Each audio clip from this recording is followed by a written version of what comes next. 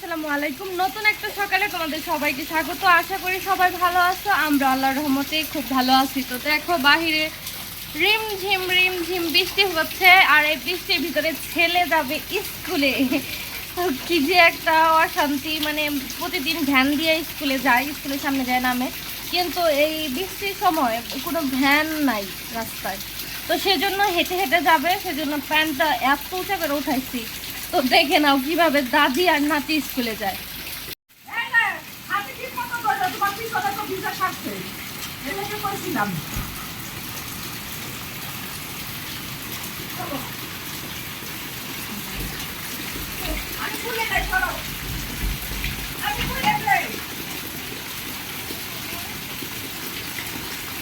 ভালো করে গেট টান দাও, ছাতি কাজ করে দৌড়ো বাবা।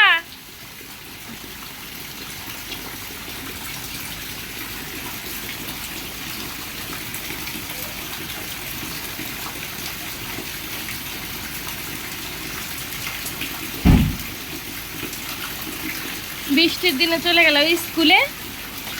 কি বৃষ্টি নামতেছে। কালকে ওইখানে ওইখানে লাগাইছে ঘাস ফুলের চারা, এগুলা ফুল ধরে, সাদা ফুল, ভাল লাগলো। এই ফুলের আশায় আমি অনেকদিন ধরে ছিলাম। ওই যেমন ধন্যবাদ গাছগুলো দেখো বৃষ্টির পানিতে সতেজ হয়ে গেছে। বৃষ্টি হালকা হালকা নামলে না ওই কেদা শীতে উপরে উঠে যায়। আর ওই যে আমার অ্যালোভেরা গাছগুলো না নষ্ট হয়ে যাইতেছে, বুঝতেছি না কি কারণ। আমার সম্ভবত মনে পড়তেছে একটা কারণ হতে পারে, যেটা হচ্ছে আমি অ্যালোভেরা গাছ তিনবার উঠায় তিনবার লাগানো হয়েছে। এটা আবার আগে যে মাটিটা ছিল সেটা পচে গেছিলো, নরম হয়ে গেছিলো। সেজন্য এই মাটিটা আমি আনছি এই বাগান থেকে পাশে।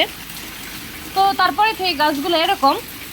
আর শুধু ওইখানেই না, এই যে এইখানে লাগানো হয়েছে দেখো, সবগুলার মাথায় হচ্ছে যে ওই যে কলি আছে। এই যে এইখানে একটা, এই যে ঝুলাইছে একটা। তো ফুল গাছগুলো যাতে ভালো হয়, ফুল ফুটে থাকে, দেখতে ভালো লাগবে। আশা আছে কিছু কিছু ফুলের গাছ এনে আমার রোপণ করার, কিন্তু জানি না আল্লাহ কত কি কবুল করবে। আমার বাগান করতে খুব ভালো লাগে ফুলের। তো দেখো এদিকে হচ্ছে গিয়ে এই যে কিছু রুটি বানিয়ে ওদেরকে খাওয়াইছি, পরোটা ভেজে শাশুড়ি মাকে আর ছেলেকে খাইয়ে স্কুলে পাঠালাম, তোমরা দেখতে পারলা। তো এই যে এইখানে এই যে এই দুইটা আছে পাটার উপরে। আর রুটিটা কি করলাম, ধরতে যাই এক হাত দিয়ে, এই যে প্যাট বাই করে ফেলছি। এই চারটা চেক করে যেগুলো বেলা লাগবে। তো এই কাজগুলো এখন করতে হবে, তারপর একটু নাস্তা করব। আমারও ক্ষুধা লাগছে। তার আগে আমি একটু ওষুধ খাই আসি ঘর থেকে। তো দেখো আমি নিয়ে আসছি এই যে ছেলের জন্য কাপ নুডলস। এটা ছেলে খুব পছন্দ করে, তো দুইটা আনছি। একটা কাপ নুডলস, আর হচ্ছে গিয়ে 1 কেজি নুন এসিআই, একটা ভিমবার সাবান, আর এই দেখো 50 টাকার এলাচ। বিশ্বাস হয় এখানে 50 টাকার এলাচ? কয়টা এলাচ আছে এখানে? 50টাও হবে না। এখানে যে কয়টা এলাচ আছে 50টাও হবে না। তো কিচ্ছু করার নাই, এখন যে জিনিসপত্রের দাম।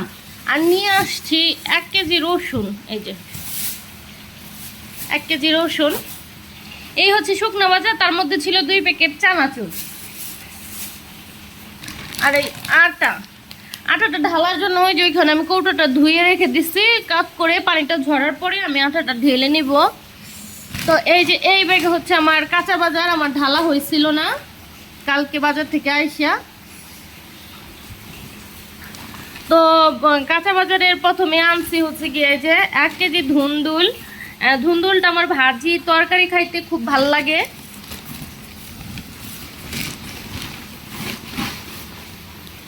এক হাত দিয়ে না বের করা যায় না, খুব সমস্যা হয়ে যায়।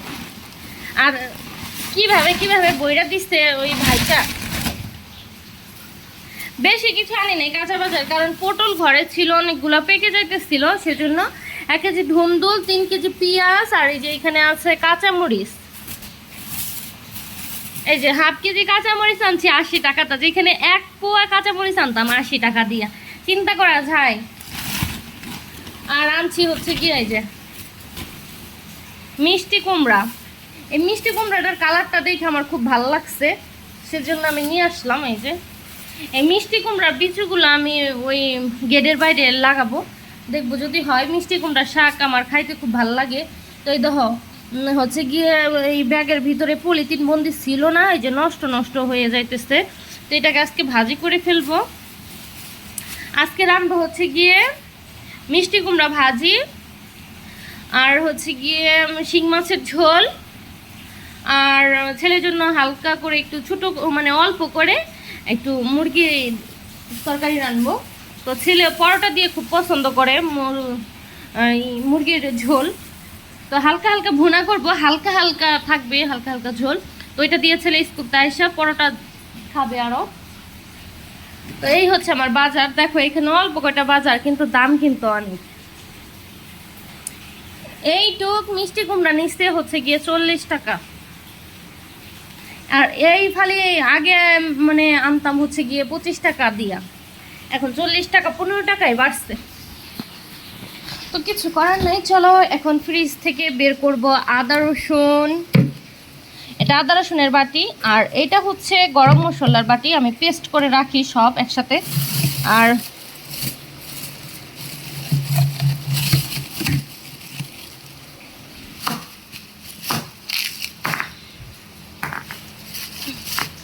একটা শিং মাছের পোটলা, এই যে সেজন্য যে এটা আবার পাশের বাড়ির একজন মামি রেখে গেছে দুধ, ওনাদের ফ্রিজ নাকি লোড হয়ে আছে। আগের মাছ 6 পোটলা আর 2 পোটলা আছে এখানে মাছ নেই, কারণ 1 পোটলা রান্না করলে হয় না।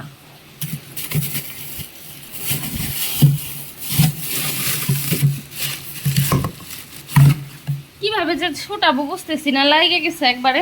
তো দেখতে থাকো। তো দেখো ফ্রিজ থেকে আমি মুরগির মাংস, তারপর হচ্ছে শিং মাছ যেই পোটলাটা বের করছিলাম, তো দেখো অলরেডি আমার এই তরকারিটা হয়ে আসছে। তো জিরা টিরা সব দিয়ে দিচ্ছি, জিরার গুঁড়া। আর কিছুক্ষণ, আর 2-3 মিনিট জাল হলেই নামায় ফেলবো। তারপরে এই মাংসটা রান্না করব। তারপর হচ্ছে গিয়ে দেখো এদিকে আমি এই যে মিষ্টি কুমড়া কুটে রাখছি এই যে ভাজি করার জন্য। তো এটা ভাজি, এই হচ্ছে আমার রান্না বান্না আজকের।